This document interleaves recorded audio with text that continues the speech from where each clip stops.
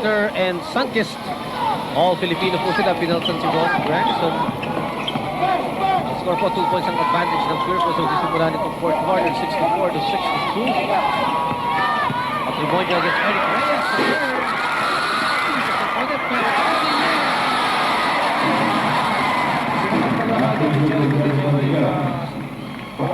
Si Ronnie Grandison at yung rebound, offensive rebound, nakuha niya agad. Kanina, mapapansin po natin. Ayan, makikita niyo po. Si Berhel Meneses na lamang ang tumalon doon. Asay Tono and Eric Reyes na huli sa talo. Possible 3-point play, mapukopan ni Jericho Dinera. Jericho Dinera, actually, going only 1 out of 6 ngayong gabi. Mula sa kanyang field goal shooting, pero sapat na para bigyan ng 5 puntos na kalambangan ng kanyang kupunan. 67-62. Dito sa larong to, yung 5 puntos sa lamang ng hatok ay malaki po yan. May shot ni Victoria, wala! Brentfield ngayon. Para sa Hotdogs, lamang sila ng 5 puntos. Brentfield, cross court to Rosella, siyang tumira inside. Si Olsen Rosella, shoot na shoot, swak na swak ang kanyang 3-point shot. At may timeout ang Sunkist. Na 1 minute ang nawala, Roger? Arangkada kagad at naka-6 na puntos. Itong mga taga Purefoot. Samantala ito, Asay Tono, luwag na luwag. 100! Pasok. Sabi ng Purefoot, si legal offensive goaltending daw. Is 69-64, 5 puntos po lamang ng Purefoot sa Sunkist. 10 minutes and a half dito sa fourth quarter. Game 2 ng semifinal series between Purefoot and Sunkist. Redfield. Ito lamang nakakapang sa linya. Si Kenny Redfield. Walang Sunkist, kailangan bilis-bilisan pa nila ang kanilang nilalaro. Gaya ng ginawa nila noong third quarter where they had 6 fast break points. Wala ang Purefoot standard juicy hotdogs. At dito mukhang matumal na naman ang kanilang takbo. Granison, palpal ni Cordillera. Isang beses pa, last touchdown ang Tender Juicy Hotdogs. And 6 seconds to shot clock ng Tender Juicy Hotdogs. Granison trying to recover sa kanyang pagkakalabos kanina. At eto si Meneses from 3-point country. Ako, Redfield, lamang sila ng 7 puntos, 71-64. Looks at the shot clock. Surveys the field against Victoria.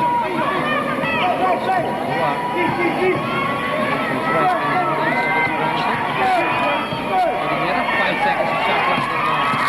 Let's pay lang gani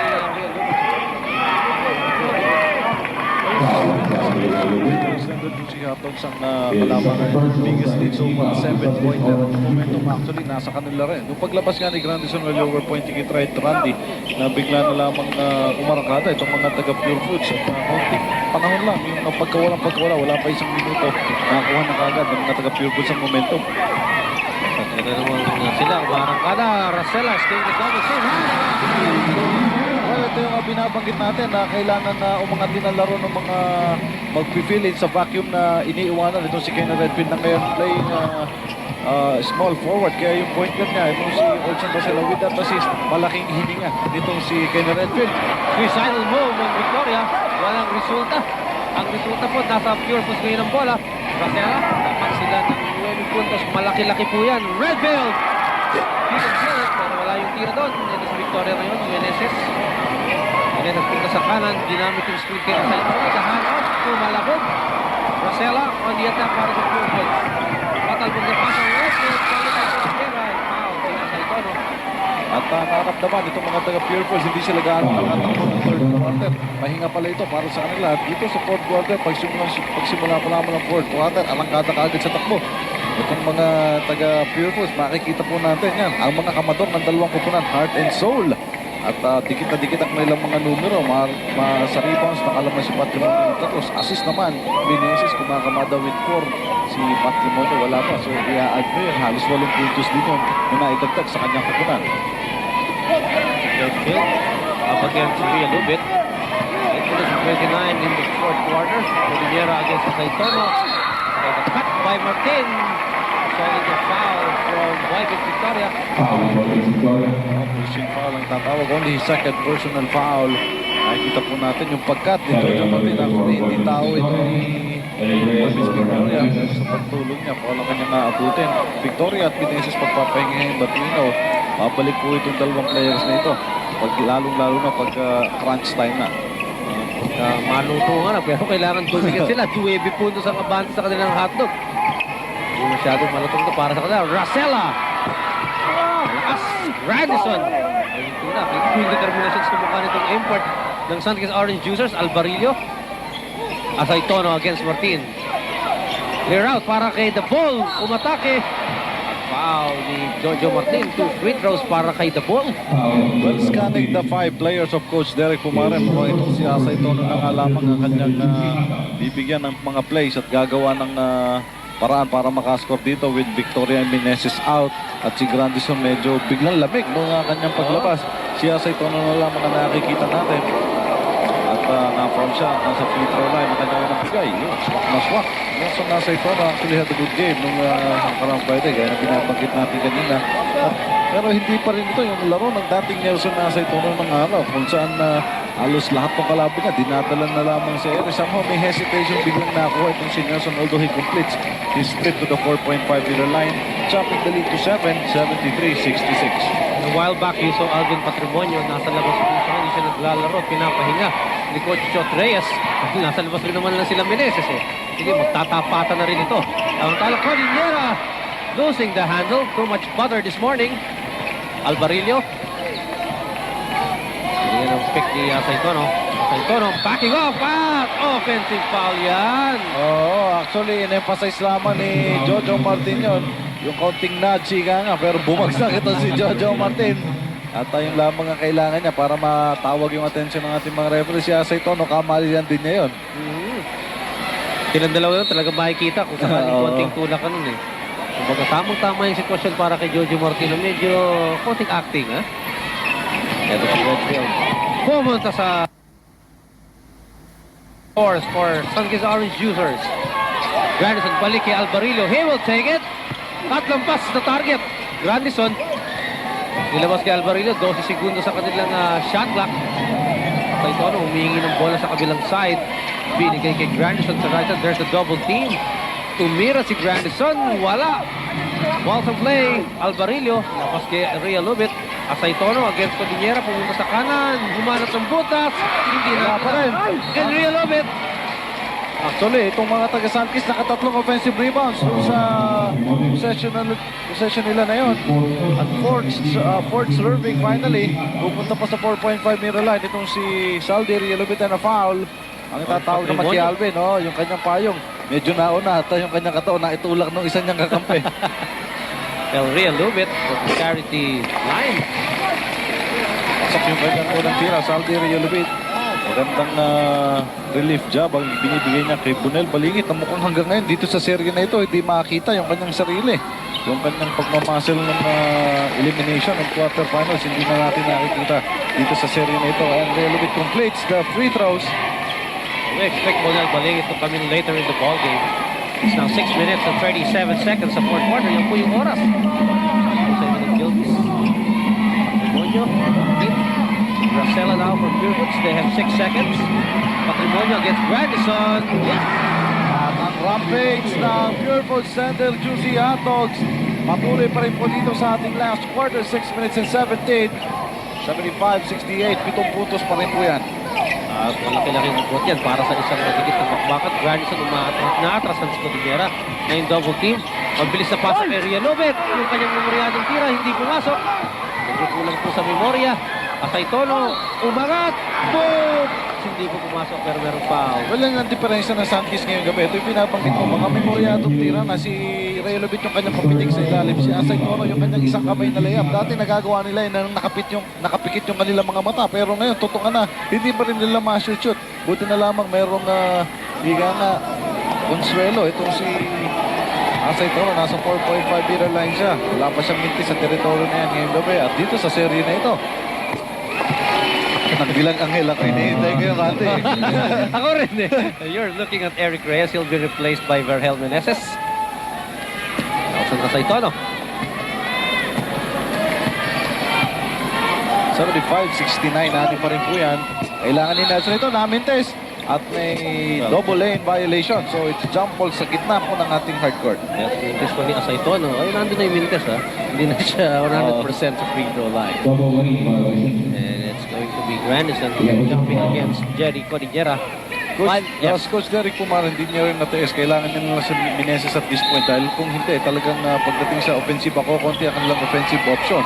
Ang pagpasok ng Meneses yan, yung flavor nila, dadami with Asaytono and Berhel Meneses on the wings. Aba, ay talagang madami kang mapapagpilian. Asaytono blocked from behind, but there's a foul underneath from Martin. Jojo Martin kinarga, ito si Asaytono. Yung baby, Oo, ito, makikita mo yan. At gusto yatang kabayuin. Ayun. Okay. At kaya naman naging madali yung sapal mula sa likuran kung si Jerry Cordillera, although that shot clock will not count. So si Asaytono patuloy pa rin paggawa ng mga puntos sa free throw line. At itong si Ray Lopez kumakagat ng bulak. Kanina sa Evangelista ang umakagat yun. Oo. Mantala, pasok ang unang tira nitong si Asaytono. Berhan Meneses ito nakikita natin. Heart and soul. Ito, isa pang inaasahan. Mga pillars po yan ng dalawang kupunan. Asaytono should have been another pillar. Pero kailangan niya pang maging consistent. Mintis na naman, pero siya yung nakakuha. What a slam by the ball! Oo, at yan ang hinihintay natin na laro kay Nelson. Merong timeout at kapag nalaman ng 3 points ng Pure Foods, meron po tayong tigil putukan.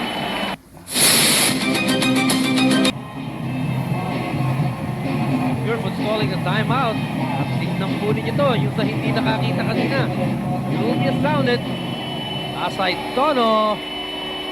Whoa! Matagal-tagal rin tayo hindi nakakita ng ganung klase ng salampakan.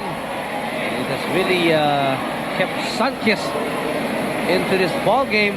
Tapos puno sa lang, it was high as at 9 points, 73-64. Kanina po quarter. What a dunk by the Asaytono. Malaki pong improvement yan. Dahil yung first half, they had only one offensive rebound. Yan po ang Sanchez. At ngayon, sila naman ang umiiwan. At yung slam dunk ni Nelson sapat na yan para magtayo ng isang momentum para sumunod ng Sanchez. Kung yan 3 point para sa Pure Foods, hindi kita na naman tayo. Kaya tingin na tatlo lamang ang lamang ng Pure Foods. 8 seconds sa shot clock nila. Patrimonio. Kung tira niya, wala. Ikot ka ni Palinero, wala pa rin. At yung pag-agat sa pangalit beses. Wow, nakakita. Ito naman, ang mga taga-Pure Foods, yung kanilang kapanilatan doon sa pagkakuha ng offensive rebounding. Kasasabi pala natin ito, Cordillera with the tip in almost 2 points.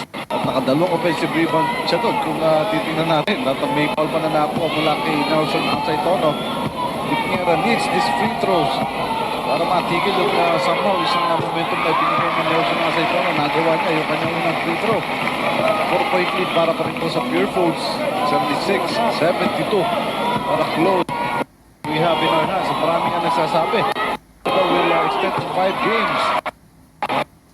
The way things are going, Sanchez lang ay umaasal makapahit. They want to win game number 2.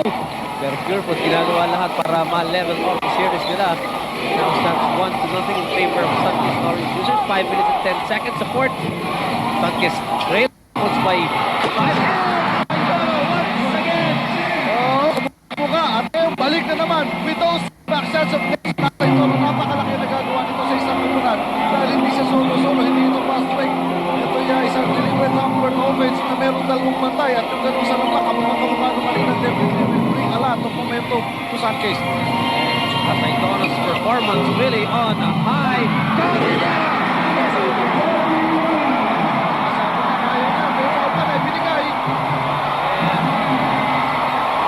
It has been a slam bang affair for both clubs. Here is Asaytono's edition. Woo! Mamaya, may makasunod po naman yan kay Jerry Cordillera. Ito naman, nakita ni Capasio, luwag na luwag, ni Patrimonio, luwag na luwag. Ito, at may foul daw, itong si Ray Lopez. Yes. Would have been a close call. Ito yung sinasabi nitong mga Sanchez fans. Cordillera with a bonus shot. Pasok din. Si Cordillera sa ngayon kumakamada sa mga Pure Foods Denver Juicy Hot Dogs. Hinawas 10 points at Yes. lahat yan dito sa fourth quarter. What a time for Cordillera to explode. And Garrison goes down. Cordillera foul. And Jerry Cordillera will collect his foul. And the 55 foul CJ Hato. So both teams already in penalty with 4 minutes and a half dito sa fourth quarter. What an affair so far, Rado. First game pa lamang, ulam na yung sinasabi nga natin.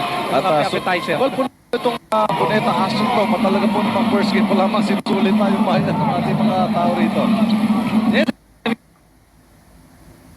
Area Lopez, pasok. And Real Meneses earning another assist. Sabi niya, tulo sa mas luwag, di pa mang may bula. Si Real sigurado yung paborting sila. Pinero with 5, Redfield with 4. Grandison. Pasa kay Meneses, mahigpit na ang tapik ni Evangelista. So dangerous sa pass. Para kay Grandison na ibigay. Lalo-lalo na sige pag nasa ilalim yun. Kunin ni Evangelista ng top. Still a 4-point lead para sa Hotdogs. Sumami pa kaliwa si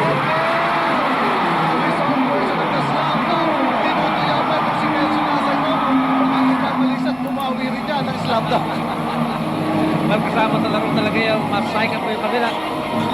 Here's Grandison, double team. Meneses, takip na naman. Foul, and that will be 2 free throws for Wilhelm Meneses. And the foul will go on against Kennevet.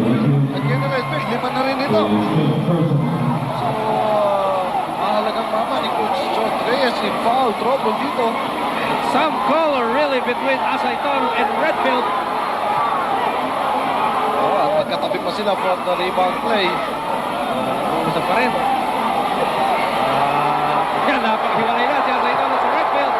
Oh! Binasay ito sa amin.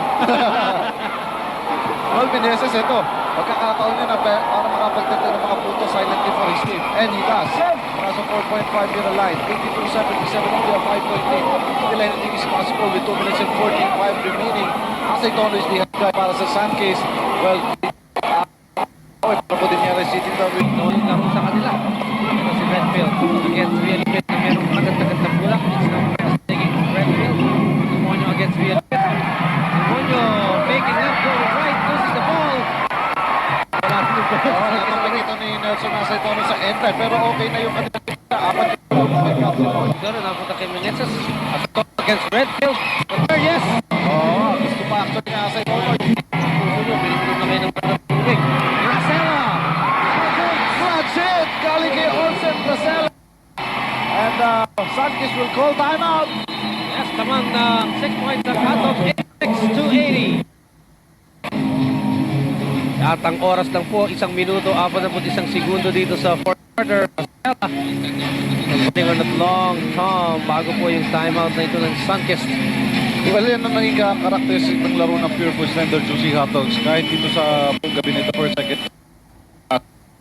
At ang kanilang ball movement kumpara kung sa outside, kalimitang pinipigil na kagad ito.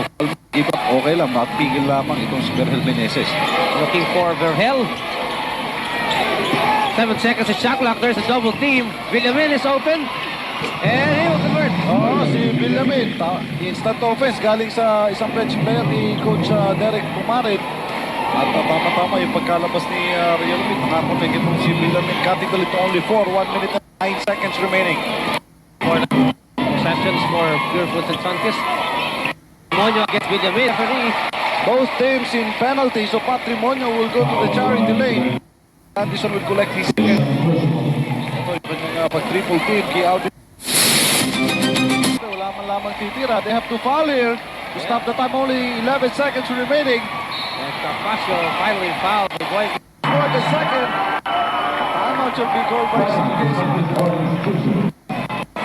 5.8 seconds remaining. May timeout ng Sunkist Orange Juicers. Definitely, it's very hard for Sunkist to rose from this predicament. An 8-point lead para sa kanila. They have to shoot the 3. Victoria will do that. And he connects. Yes! Hindi mo tapos ang laban para kay Private. Lead is cut down to 5. 90-85. Redfield was hit it. Tinulak na lang siya ni Yoy Villamin. And Redfield will go to the 4-point foul. Redfield realizing that it was the duty of Benjamin to foul him. So, okay lang. Sabi niya, pupunta sa free throw line to shoot the 2. 6.5 seconds remaining. Kailangan pa rin Kenny Redfield. Dito mo naman kung gaano kadali binura ni Victoria. Alam na nila. Then Redfield connects. Kenny Redfield shoot. 19 points in the ball game. Kumpara mo na last Friday, he had 18. So, ang all around Gordy pa rin. Inaatay pag ito si Tony Redfield. Gordy na, at pumasa ko rin. Mahirap gawin yun, ha? 92-84.